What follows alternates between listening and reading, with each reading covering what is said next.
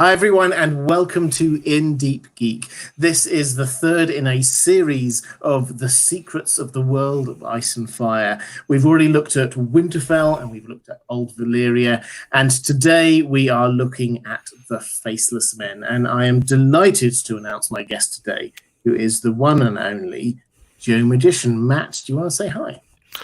Hello, Robert subscribers. I am, of course, Joe Magician of the Joe Magician YouTube channel. And I mean, you said you already talked about the Valyrian Freehold and the Slave Masters. I don't think we're done with them. Those are going to come up today. They are definitely going to come up today. So we're talking about the Faceless Men. And as you've taken us there already, let's talk about the origin of the Faceless Men. So we think of them as being in Braavos, this cool assassination cult. Where did they start? It's one of those very strange stories. We get it from the Kindly Man, who in the show they made Jaqen H'ghar, but it's kind of unclear. It appears to be a different character in the books themselves. And the Kindly Man is giving Arya this backstory, and it talks about this one guy who was in the Valyrian slave mines, who noticed that everyone around him kept praying to their gods, and none of them were being answered. Maybe they were all linked in some way, that maybe there was this like omnipresent sort of deity, this god of death figure, the many-faced god. And he decided that in order to serve the many-faced god, the best way to do that was to free his fellow slaves from their masters. And that's what he did. He gave the quote-unquote gift. We know that in the show, and more colloquially in the books, as the assassinations that the Faceless Men carry out, but it was initially a gift of mercy, that it was the most wretched, the most unhappy slave in the Valyrian slave mines. The Faceless Man gave the gift. We're assuming some sort of euthanasia somehow killed him. And from there, that basic idea, saving those who cannot help themselves from their oppressors and offering up to the god of death, seems to have created almost this weird sort of this like mixing pot religion that has turned into the Faceless Men of Braavos, but is initially the Faceless Man of the Valyrian slave mines. So we have slaves from all over Essos who are like massed underneath Valyria, toiling away. They have their own gods. They're crying out to their own gods, basically for death, because it's so horrible being where the worst down there. Exactly. So and then this one person, the first Faceless Man, says, you know what, I think you're all calling out to the same person. I will give you I will what be you him. are asking for. I will be him. I will be the representative of the god of death. And he is the first Faceless Man. And Arya, when she's talking to the Kindly Man, for those, the Kindly Man is a book-only character, but he's sort of like a Jaqen H'ghar figure. He's the person who sort of talks her through and guides her through all of her acolyteship within the Faceless Men. She questions this, saying, why did you kill the slaves? Surely the people who should have died are the people who are making them do all this horrible stuff. And he basically says, no, this is nothing about who deserves death.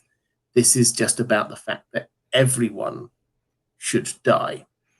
So what happens then, when you were hinting earlier that there's a link between the Valyria and the Faceless Men? What happens then is the doom of Valyria. Now there's big explosions. The masters, slave masters, do die, and the Kindly Man does say, "Yeah, well, we did it." Kind of admits it. A little bit, you know. And what's your take? What's your take on the role of the Faceless Men within the Doom of Valyria? It's this interesting idea of, particularly like you were talking about, killing the slave himself versus killing the masters. And to finish that quote, he says when Arya says he should have killed the masters, the Kindly Man says back, he would bring the gift to them as well, but that is a tale for another day, one best shared with no one, implying it's a closely guarded secret of their order that, I mean, we're the readers, obviously we can see into this conversation. There's nobody else around. It is just Arya and the Kindly Man. They consider it this big secret that they are actually behind the doom of Valyria. There's a bunch of different ideas for how it could have come about. Actually, George plays with them quite a bit in the narrative. There's stories about like dragon eggs exploding. There's stories about the fire mages who held back the volcanoes all dying at once. There's even a prophecy saying that the freehold sorcerers foretold that the gold of Cashley Rock would destroy them. It's kind of unclear, but the end result is definitely clear.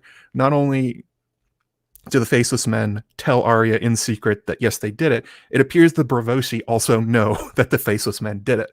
That was the key part of my recent video. The value of Arya's iron coin is that the Braavosi know that the Faceless Men did them this great service, that they ended the slave masters, that they made sure that the dragons would never fly all the way over Essos and over Andalos and find their secret city. They are now safe due to something that the Faceless Men did for them. It appears they did that. The Fire Mages one is the one I lead to the most. I mean, if the Faceless Men are just assassins, if there's some sort of fire magic being held back by these mages, you kill all the mages, maybe that causes it. That seems to be the most like baseline idea for how they did it. They just killed a bunch of people, which seems to be their forte anyway. Yeah, absolutely. And if you're interested in Amanda and my conversation about this, then have a look for the playlist that I've done of these secrets of the world of ice and fire. But basically, the thing we agreed on was the fact that the Faceless Men did this. Yes. They did this. They were probably paid by someone. We think they were paid with Lannister gold. Yep. Because, again, there's a kind of a hint there that this was a prophecy, in fact, that Lannister gold would cause the doom. And the thing that we sort of had different views on was who perhaps paid this. If you want to know what we each thought, go and check that video out. Joe, give me a one sentence as we're here, Matt. Give me a one sentence. Who do you think?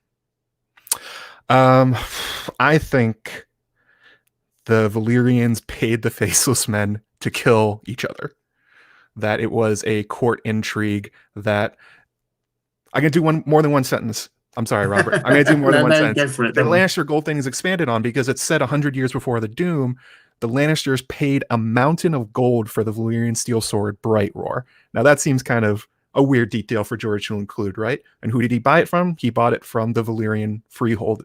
So it would make sense if maybe a lesser family, maybe something like the Targaryens, took that gold, paid it to the Faceless Men to kill their rivals, and the Faceless Men said, I'll do you one better. Oh, wow. That was not my view. Love it. Good theory. I would agree. Yes, the Lannister gold paid for it. I would agree that they paid a huge amount for it, but not necessarily from the Valyrian freehold. That bit of information we do not have. I think that we need to look at who else had the knowledge of how to make Valyrian steel swords. But that's my teaser. We're going to move on. We're talking about the Faceless Men today. So the Faceless Men, in some way, I think everyone's agreed that the Kindly Man basically admitted it. They caused the doom of Valyria. Yeah. Now, you started hinting at this idea that this connects them in with Braavos. Now, I find this fascinating because the Braavos itself was founded by escaped slaves, effectively, from the Valyrian freehold. They revolted on a ship. They took the ships up north. They found this secret place and they created a city. And the Faceless Men somehow found their way up there. Whether one of the Faceless Men was on this original ship or otherwise, we do not know. How do you think, when we're thinking of Braavos here as this very civilized but complicated society, how do you think that the Faceless Men fit into that? It's, I think there's a really telling moment from the Iron Coin video I was talking about, that at the end of it, when Arya actually gets the Braavos, so she gives the coin to the captain of the Titan's daughter. They bring her there. Some of the crew is kind of afraid of her. Some are trying to be her friend. Some are ignoring her entirely. But when they get to Braavos, they can't go right into port with a faceless man on board. Arya has to get onto a boat, and be rowed to the House of Black and White, which implies that there is a problem with putting a faceless man through the general port of Braavos. And I think that divide, it probably comes down to class structure, that probably the common people of Braavos still think of the faceless men as their friends, as their great saviors, the ones who ended the freehold. But the upper classes, especially as Braavos has gone from just being an escaped slave colony into a major world power, well, I am sure that quite many times the faceless men have had to kill members of Braavosi society who have gone too far, or they are sort of a check on nobility, a check on oppression, and people that have that kind of power generally want those things. So there seems to be an uneasy peace between the fact that the faceless men are integral to the foundation of the society, but those who have risen to the top are not particularly happy that this group of master assassins who could kill them at any time if they get too far out of line are there as a check. Yeah, I think so. So to take the coin first, there's a lot of really good stuff there. So to take the coin first, so Jaqen gives this coin to Arya and basically says, if you show this coin to anyone from Braavos, anyone from Braavos, and say Valada Hyris, then they will do what you want. They will take you to Braavos. Yeah. This is a way to get to Braavos. And sure enough, Arya does. She carries it around for a little while, but eventually decides, you know what, I will take this coin. She gives it to what appears to be a random ship's captain. We don't know if it's completely random, but it appears to be a random. To her, it's random. Exactly. Hands it over, and the captain basically says, yeah, fine, come on board. That's okay. Just whatever. Gives her a cabin. We're going. Exactly. And the crew act weird. Very weird. They all the way through this, they none of them ask her what her name is. Nope. But not once. A lot of them introduce themselves and say, "What's my name?" And have her repeat it back like multiple times. Tell me what my name is. And make sure, and it's as if they're trying to make sure that she knows who they are. Now, that's an important point that we'll come on to in just one moment. But the interesting thing is about this coin, as you say, seems to convey a meaning to the people of Braavos, all of the people of Braavos, that says that you have to do what this person says. Now, your video that you were talking about a moment ago, that suggests that this coin is an identifying mark of a faceless man. Is that right?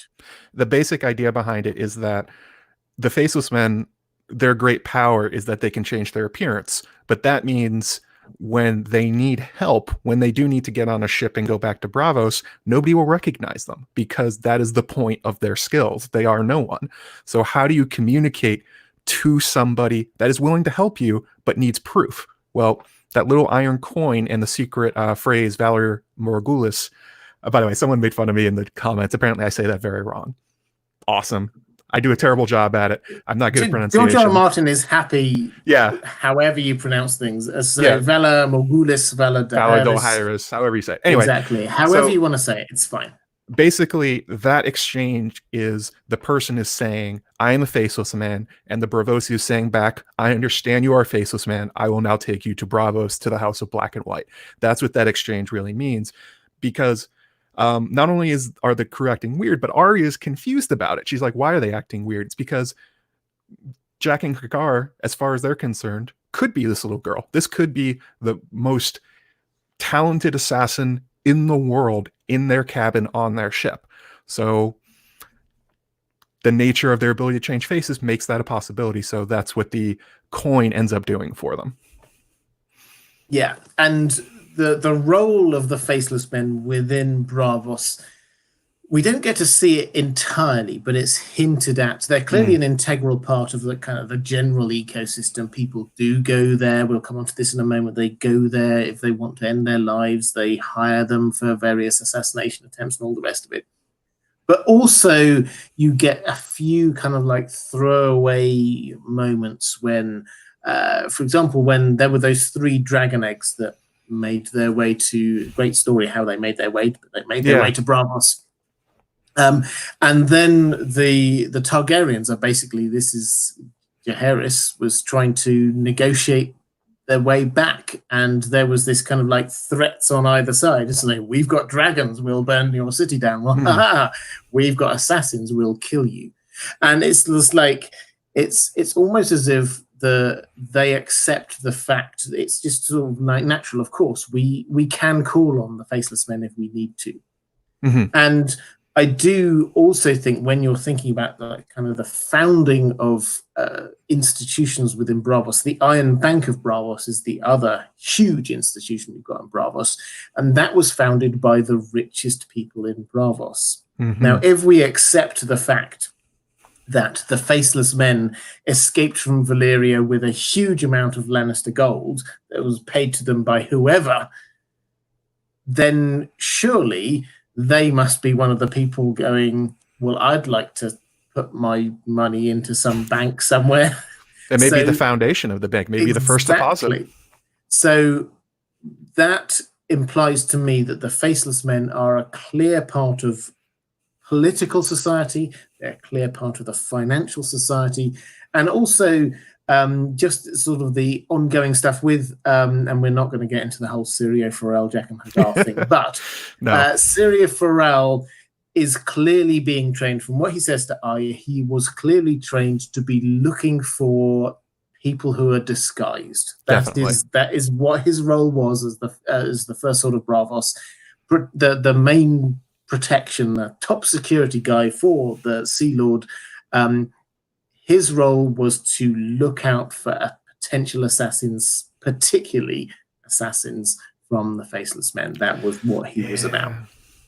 So I think we're not going to get into it, but I think that is quite good evidence that they are different people. But as I say, we're gonna move on a little bit. So the Faceless Men are an essential part of Braavosi society. What, at a kind of a high level, what is it that the House of Black and White does? Big question, Robert. So how do they function? Like, what do they serve? Well, they serve a few different roles. I think the highest level one is the one they serve against Valyria. That they have this larger goal, like you were talking about their religious ideas of the many-faced God, that all men must die. That they do seek to kill and destroy things. That is sort of the nature of their organization. As different parts of the world grow too big, like this is almost like a thing from Batman Begins, where it's like that's what the League of Shadows kind of does. It seems to be a similar idea. Now they focused on Valyria, but there's no reason they couldn't do that elsewhere. And like you were saying, with the idea that the Sea Lord of Braavos thinks he has to protect himself from it. Well, obviously, even the people in Braavos are not immune from this. They are sort of a check on growth and structure that goes too far in terms of oppression and maybe wealth gathering. That's sort of their top level thing. Their second job is that they take out assassination contracts. You can show up to the House of Black and White as a person and say, I would like you to kill somebody for me. And they will quote you a price and they will do it.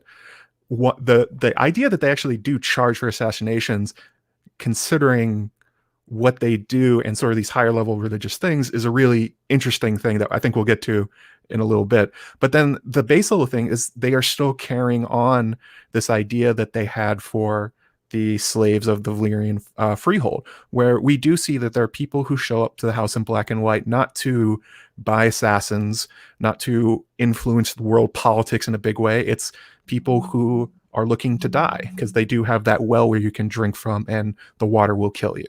It's sort of this, they will give the piece of the grave to anyone that asks. And it's really interesting how that works. And then even within themselves, they have different levels of like structure of people. They have the servants at the base level. Above them, they have sort of these like body washers kind of thing. Arya starts off doing that. And then apprentices, trainees, and then the full faceless men. In the books, this is the thing that they left out of the show. There are many faceless men.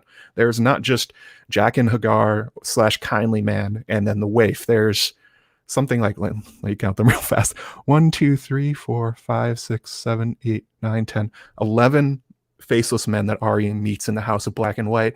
And that may not be all of them, because as we know, Jaqen H'ghar does not appear in the House of Black and White in the books. He stays in Westeros the whole time. So they could have agents elsewhere.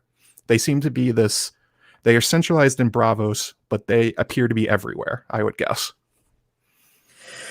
Yeah, and I think that's a fantastic summary of what they do. So for most people within Braavos, this is effectively a euthanasia center. Yeah, it can be. But yeah. This is what it's viewed as, is that if you wish to end your life, then you go there, you drink the waters. They've got these candles that give off some kind of like magical smell that allows you to have nice thoughts as you're drifting off into forever and ever. And that is the main purpose that people seem to think of. For the slightly richer people, there seems to be this assassination function that exists, that you can buy an assassin, and they will kill anyone for the right price. Right price seems to be it, and the price seems to vary according to what you can pay, if you're willing to pay it, and also how hard the kill is. So if you're going to just kill a random person on the street, then it might not be huge amounts. If you want to kill a king, then it would be huge amounts. So there are these two kind of like different elements, but what seems to connect it, in my view, is this religious belief that all men must die. So they are doing the job of the many-faced god. They believe that they are serving their god in bringing death to people, and death is a natural thing. This is the end of life. It's just normal. There's no problem with it at all. So that seems to be the kind of the feel that they've got going on there. Now, is there anything else about the House of Black and White? It's a fascinating place. Is there anything else you want to kind of bring out before we start moving on to what kind of magical elements there might be here? Is there anything else about the building itself you'd want to bring to our attention? Oh, interesting. Yes, they have the doors on the front of the House in Black and White. It's called that because one door is weirwood, the other one is made from ebony, I believe.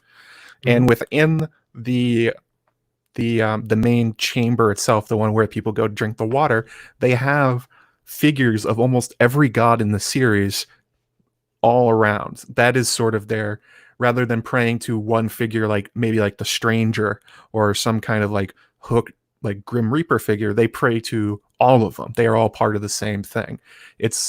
And then of course down, it also functions almost like when we see the Weirwood cave that Bran goes into, there are all these weird tunnels, there are all these weird rooms that as Arya gets further into the Order, she discovers. So there's the room that has all the clothes and the coins and disguises.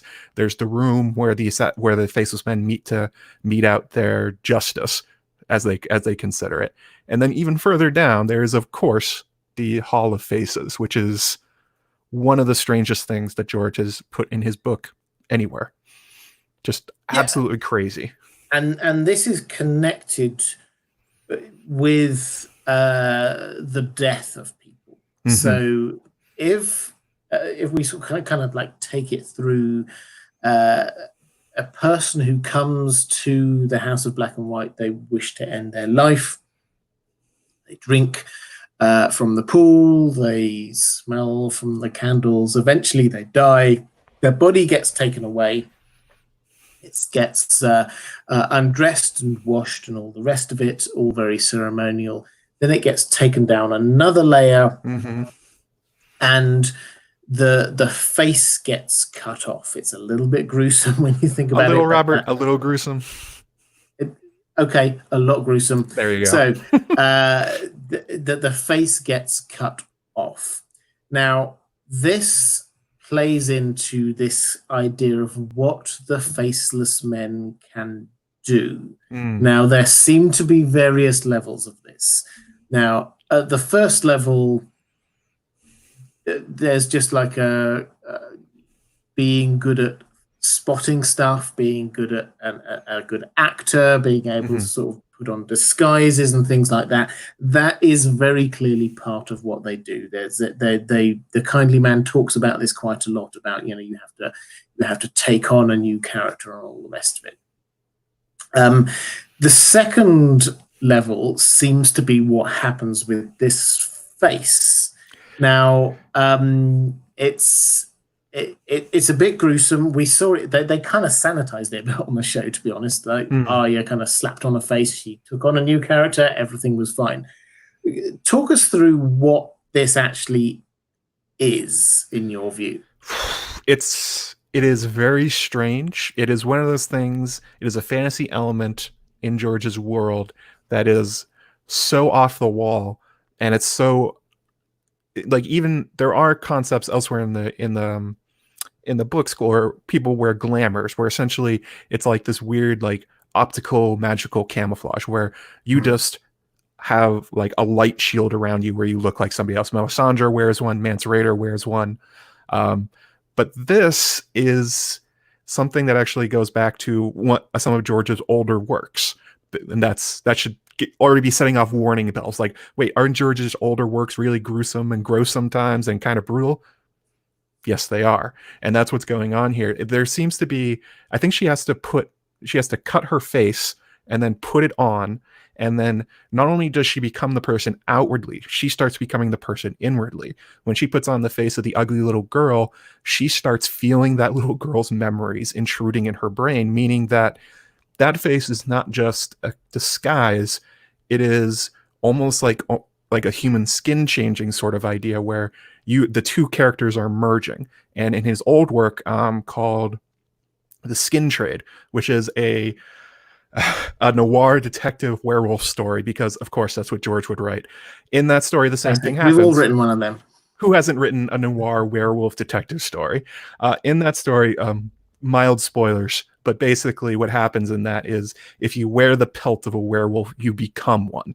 And it's this physical transformation of putting on something. But it's not only becoming the werewolf outwardly, it is inwardly. You start becoming the person that was the werewolf before you start becoming the beast more and more in your real life. It's this merging of identity. And what Arya experiences, the Kindly Man's like, oh yeah, it's fine, it will go away. Like, that's not fine. She starts reliving the ugly little girl's last moments as her father punches her face in, and all these other horrible moments in her life. And that really tells you how George is imagining this and what a cost it is to the Faceless Men every time they put these faces on. It is not free like it is in the show, basically, where she does not become Walder Frey when she wears his face. There's no interaction between their two characters. The book version of this is much worse. Imagine if you actually did become part Walder Frey when you wore his face. Horrible nightmare. Yeah, and I mean, this may feel like a slight digression, but this takes me back to Qyburn, who has researched. This is his passion. He's not a great character or a good character in many ways, but I think he's right in many ways. He's researched the issues of life and death within the world of Ice and Fire. And his conclusion is that something lingers for a while of the human life after death. And that leads him off into all of his various investigations. But this seems to be what's happening here with these faces, is the person dies, and yet something of them, exactly, something of them lingers.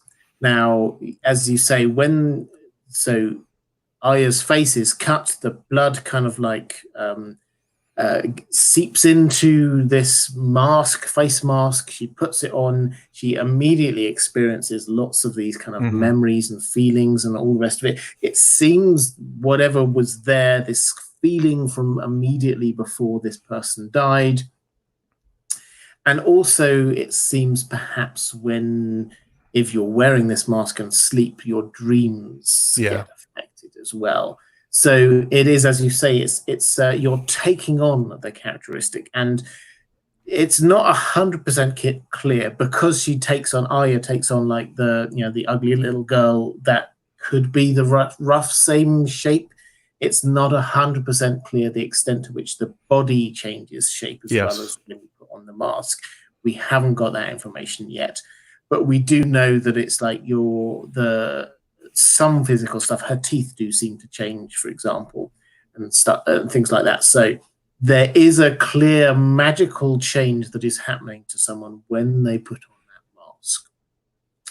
I think there might be a third level to this as well. You talked about glamours, but when Jack and Hagar, he might have been showing off, to be fair, but when he was talking to Arya and like saying, "Hey, you should come with me to Braavos. We'll turn you into a really kick-ass assassin," and he said, "Oh, fair enough, but hey," like that, and as literally as he moves his hand down his face does change. I mean, on the TV show, it was like turns turn back around, and forth, turn back, and exactly. But in the books, it's very clear. He puts his hand down over his face, and as his hand moves down, his face changes, which seems to imply an extra level of being able to change.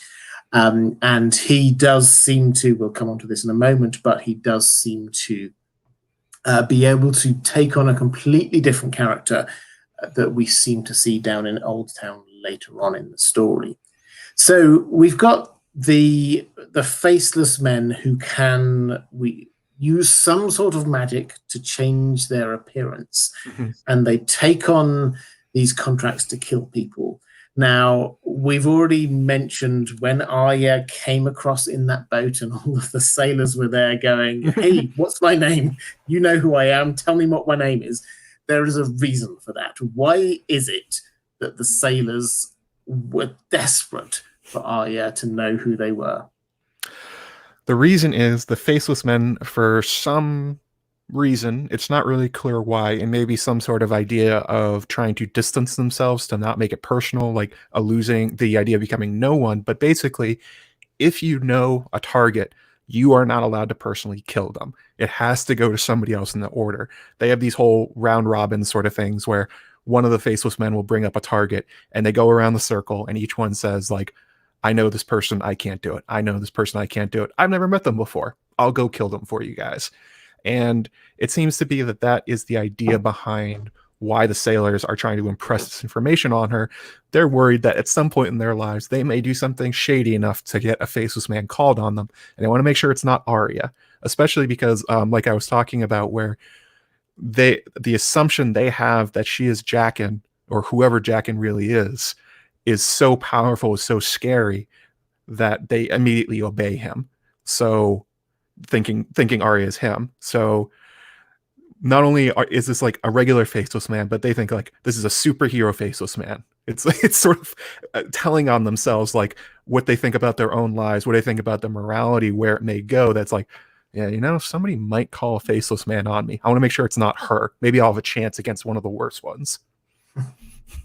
So, and I find this fascinating because there is Arya goes down and she serves this meeting of assassins, and she's like going around and like they're doling out the contracts and they say, "Oh, there's this person and who's going to kill him," and the first one goes, "Well, I know this guy, I can't kill him," and then the next person says, "I also know this guy, I can't kill him." The third one goes, "Yeah, I don't know this guy, I'll take it." That seems to be the main issue here. Now, this brings me to my fight with this idea of no one, because the way that this is presented is that you have to literally become no one. You have to leave behind everything of who you are. You need to empty yourself of everything that's come before, and you just need to be an empty vessel that you take on whatever personality you want. This seems to imply to me that that's not 100% right. The Faceless Man assassins do know people.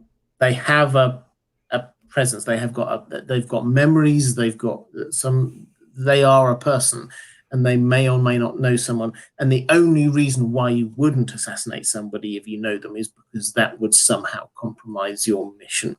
So I think the question for you is that, given that this idea that becoming no one doesn't literally mean becoming no one, what does that actually mean, being no one, would you say?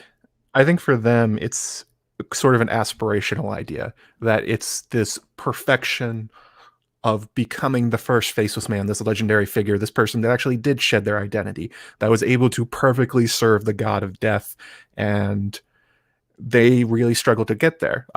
When I actually posted my video and it got posted on Reddit, a lot of people had a similar comment. They're like, but wait, like Arya does, like we see her she does kill people she knows. Jaqen kills people he knows. Like, so what's going on here? And it seems to be that they are aware of this tension, that stripping your self-identity is probably almost impossible in any way that we understand. Maybe in George's conception of the idea too, but they are always trying to get there. Like, for instance, in The Winds of Winter, Arya is being sent out on a mission where it appears that somebody on her list will be in the area. And on one level, you can think of it as like maybe the Faceless Men don't know this about there, but they probably know this. And this is probably part of the test of her training, is can she resist this personal urge, and can she do the job they give her? And that seems to be one of the fundamental parts of rising in the order. It's not perfection, it's how well can you stick to this. But then, of course, you have Jaqen H'ghar, who apparently ignores these rules and will kill anyone Arya says for his own life, which is very much against the idea of no one. Because if you're no one, you shouldn't really care about your own life, right? Like, you have no identity. You're just serving the god of death, returning to the god of death. Why would you care? Well, Jaqen obviously cares. And he is willing to kill people in Harrenhal he knows. So there must be exceptions. There must. And Jaqen, this is fascinating. Do you think that this was George just finessing his idea of what the Faceless Men were as he went along? Or is this just that Jaqen's a little bit rogue? He's just the rules aren't really rules; they're more guidelines. What's actually going on here? I think the Faceless Men are one of the biggest culprits in George's writing of what he calls bloat, where he started off with one cool idea and he keeps revising it, he keeps adding on to it. Like I've talked about in the past, one of his greatest strengths as a writer is ability to seamlessly retcon information, to change it later so it makes sense when you go back and read the first incarnations of it. Sometimes it's glaring, sometimes it's not, but the Faceless Men appear to be one of those things where it started off with just a cool idea of this assassin who can change his face, but it's not until A Feast for Crows and A Dance with Dragons we actually get any of these rules. And Jaqen apparently breaks some of them.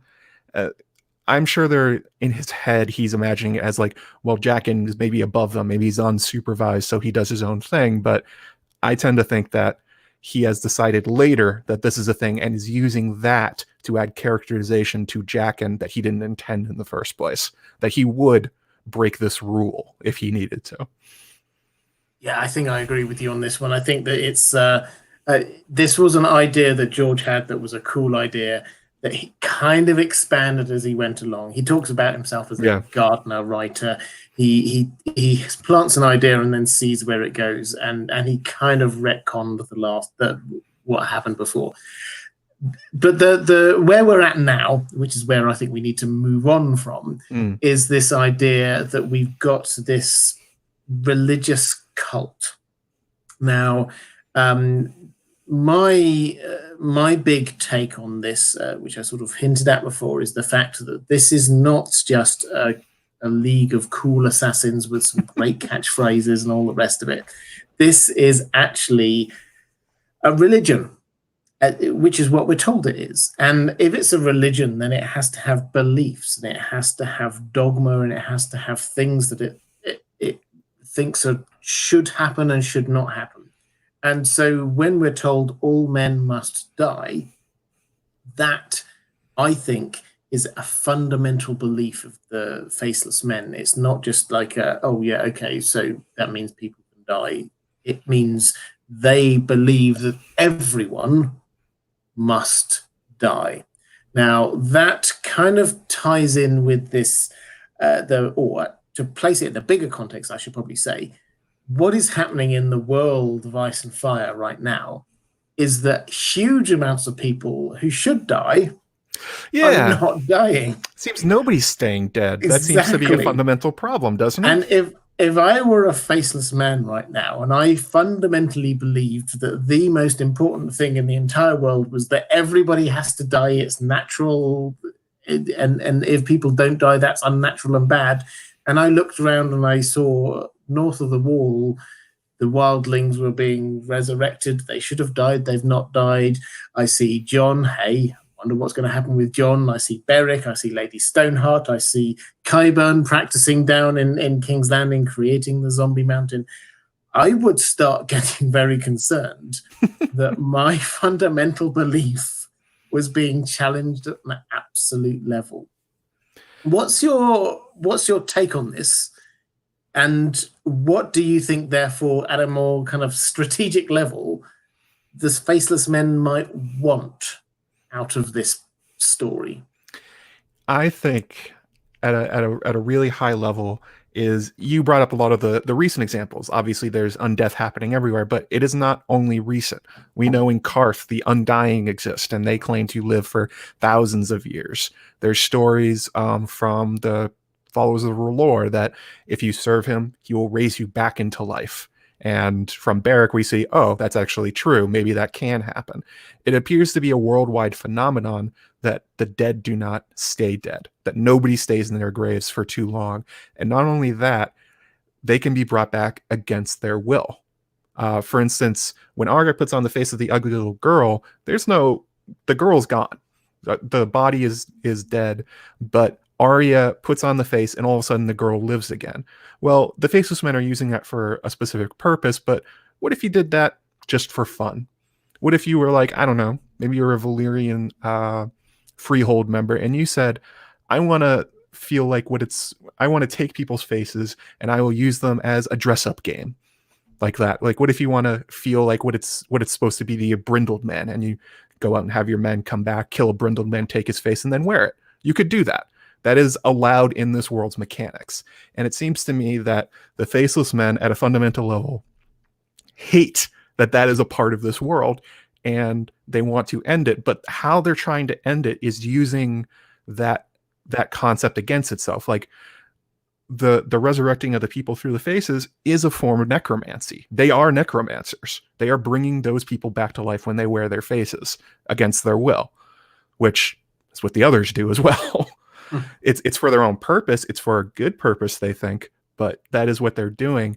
And it seems to be that they would rather all of that end. They would rather the world that they live in reverted to something closer to ours, where there is no necromancy, where people do not come back from the dead. I would say that's their largest goal. And I think I would agree. I love this idea that they're their own heretics, is that they're doing the thing that they hate the most. Incidentally, Jaqen H'ghar, and I don't subscribe to the theory that he is rogue and different to everyone else, but he did not seem to use the face thing. He seemed to be using some sort of glamour or something like that. So perhaps he's slightly more of a purist than some of the rest of them. It could be. I don't know. I tend to think of it in terms of I see Arya and Bran as having parallel plot lines in terms of what they're going through. So Arya and the Faces, I think, is the same as Bran having to touch the trees to use their powers. That Jaqen is at the same level where Bran eventually becomes, we know in the show, where he is beyond the trees, where he can do this at will. I think it's that similar concept going on between them. Jaqen has reached end stage Faceless Man, for whatever that means. So that has allowed him to change his appearance at will, in the same way that Bran can green sight wherever he wants to these days. That's a fantastic idea. I love that one. Let's talk about Arya, though. You talked about Arya. Arya is our point of contact with all of this. And she is being trained as a faceless man. Now, we've already established that this doesn't mean necessarily losing all of her identity, although she clearly has got this idea, because she's been told it, that she has to get rid of her Arya Starkness. She's hidden away Needle and all the rest of it. So she's clearly not doing that. And in the pre-release chapter from the Winds of Winter, then she does, although she seems to be going along with, or pretending to go along with what she's supposed to be doing, she does just basically revert back to her kill list the first moment she gets a chance to do that. So what do you think is the end game with Arya? We had on the show, a short version is that she basically failed at becoming no one, and so then they tried to kill her, and then Jaqen went, "Meh," and she walked away. What's your take on what will happen in the books with her? It is very interesting because it implies, that question implies, do you think that they are aware of the others and that they have some sort of plan to kill them? Like on the Faceless Men's kill list is like Bloodraven on there somewhere. Is whoever the leader of the others is he on there? And in this world of magic and weirdness and prophecy, it is not outside the realm of possibility that maybe the Faceless Men have this idea for Arya too. Maybe they've seen her in the same way that Bloodraven saw Bran and saw, like, oh, this is the guy that would do it. Maybe the Faceless Men saw Arya and said, aha, that's her. Who knows?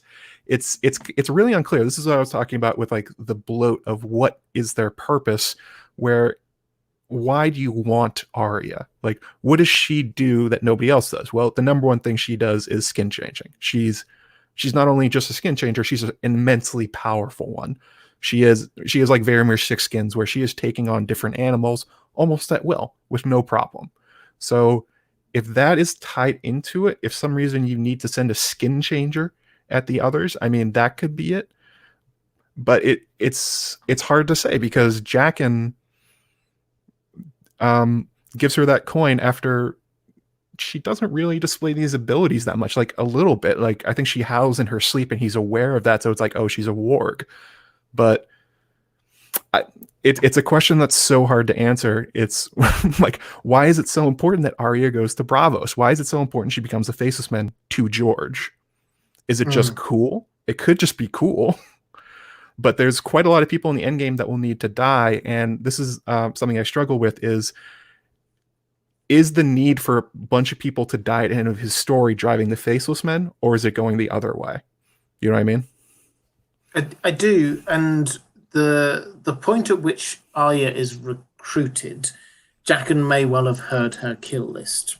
Yeah. And her prayer, as it is in the books, really. And he may well have thought, you know what, this is somebody who's a perfect recruit. This is somebody who is effectively praying to the god of death for all of these deaths. She's psychologically ready to kill people herself. Yeah. She may well work as an excellent recruit. So I accept that there's a very mundane reason to start with why you might want her to be over there. And hey, it might not have worked out from his perspective, but you know, she looked promising.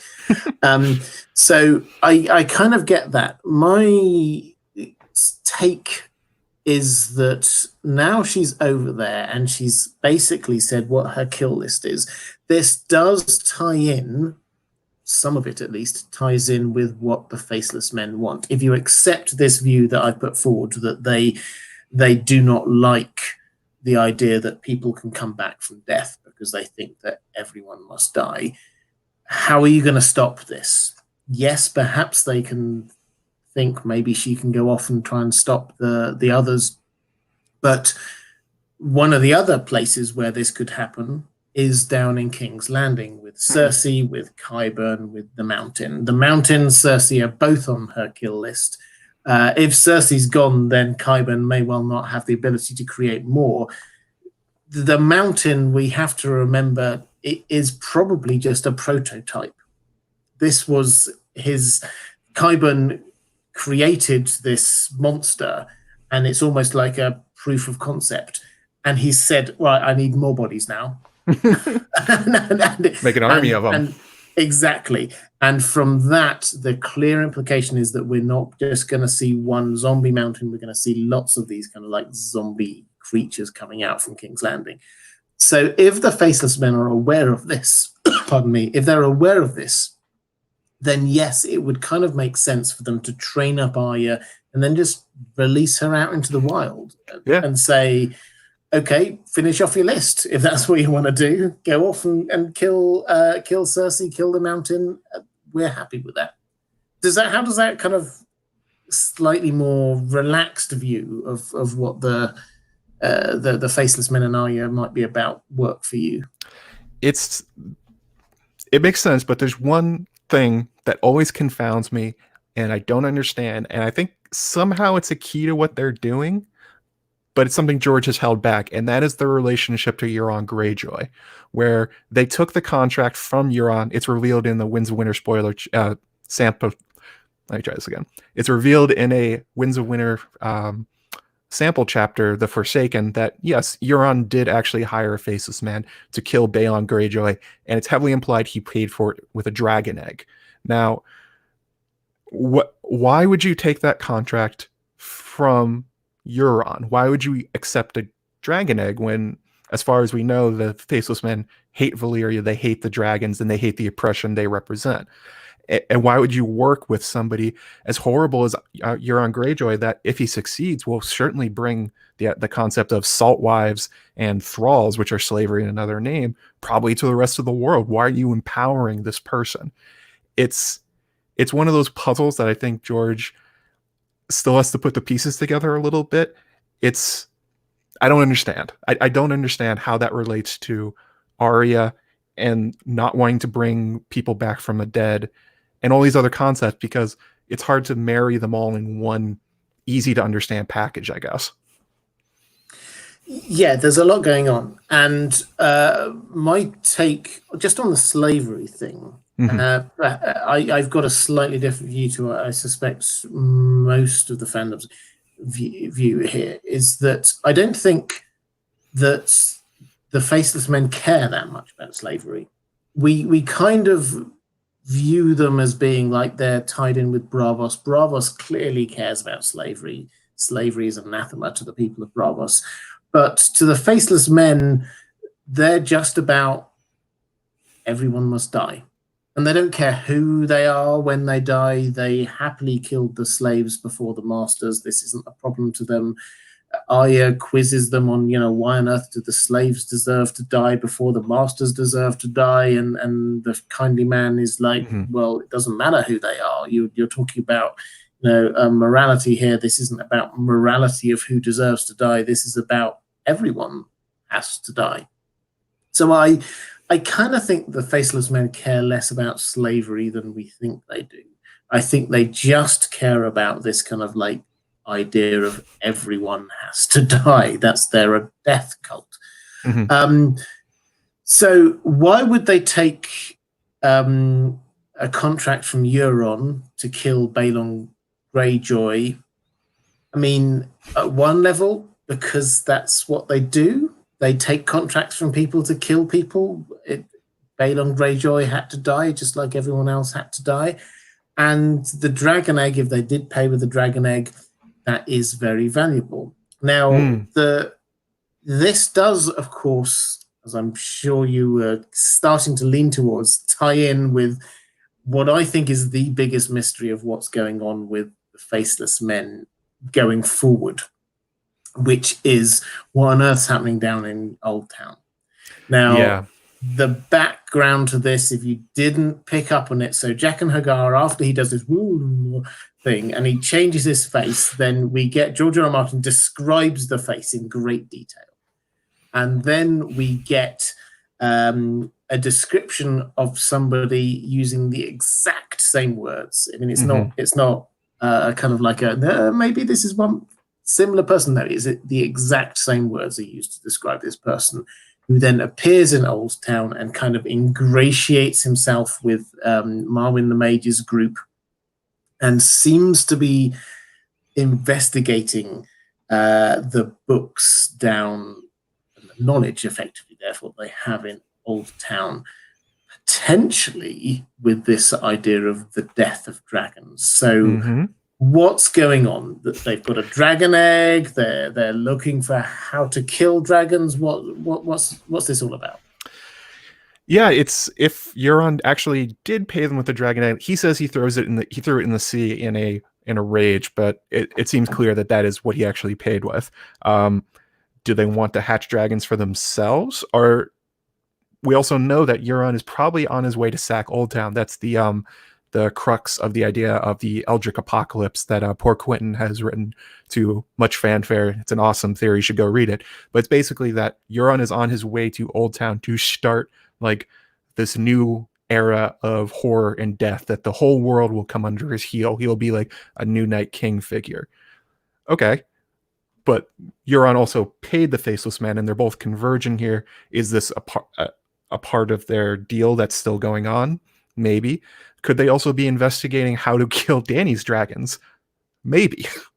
The return of the Valyrian slave lords, which obviously Dany is not, but maybe they don't know that yet. Maybe they just know there's a Valyrian conqueror with dragons, and they need to figure out like, oh crap, how do we get rid of these things in case she actually does show up and she turns out to be more Valyrian freehold than what the Targaryens became in Westeros. Those are valid possibilities. And it's also like I was talking about how they use necromancy to aid themselves. Well, maybe they have the idea that like, well, if we get dragons, couldn't we serve the god of death better than anybody? I mean, they kill a lot of people. That's certainly on the table. Yeah. I mean, I think that we shouldn't assume that they're just looking to kill dragons because dragons equals Valyrians and Valyrians are bad. I mean, that's possible, but that doesn't seem to be exactly what they're about. I mean, if I were trying to get into their mindset that they are against this anti-death movement that seems to be going on, they're probably happy for dragons to come in and kill lots of the others. They're probably cool with that. That's not a problem.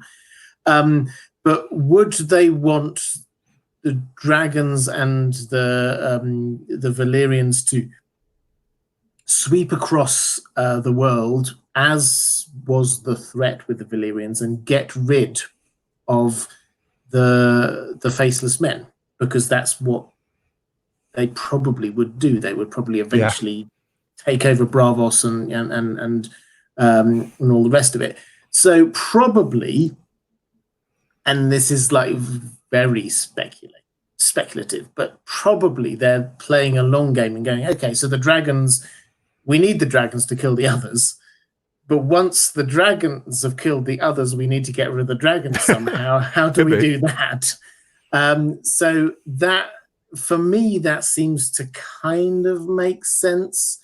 The Braavosi have got a history of taking dragon eggs and hoping maybe they'll hatch one day, perhaps as a kind of a defensive idea against other dragons. So maybe that's why they took the dragon eggs. I mean, I'm not entirely clear.